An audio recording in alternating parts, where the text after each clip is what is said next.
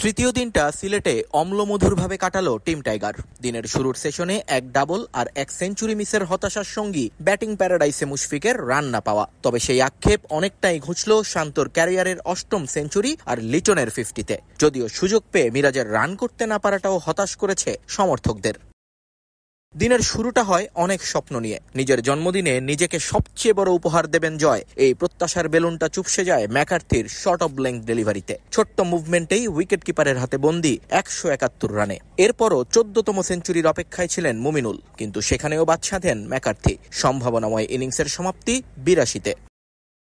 প্রথম সেশনের এই ধাক্কা সামাল দেন শান্ত। পাল্টা আক্রমণে দিশেহারা করে তোলেন আইরিশ বোলারদের।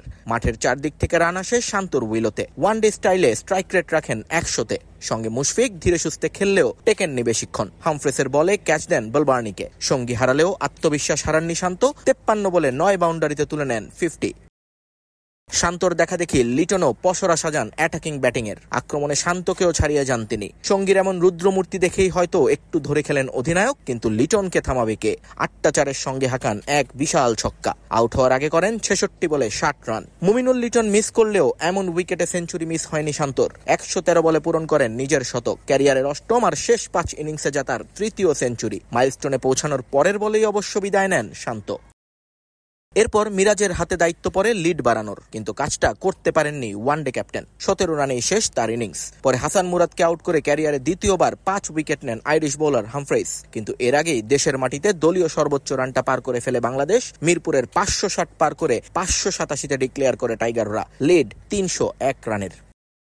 শেষ সেশনে আয়ারল্যান্ডকে গুড়িয়ে দেওয়ার পরিকল্পনায় মাঠে নামে বাংলাদেশ। নাহিদ রানার গতির সঙ্গে হাসানের লেংথ বুঝতে হিমশিম খান দুই আইরিশ ওপেনার। ভেতরে ঢোকা বলে কারমাইকেলকে বোল্ড করে ব্রেক থ্রু এনে দেন নাহিদ রানা। যদিও এরপর আর পাত্তাই পায়নি দুই পেসার।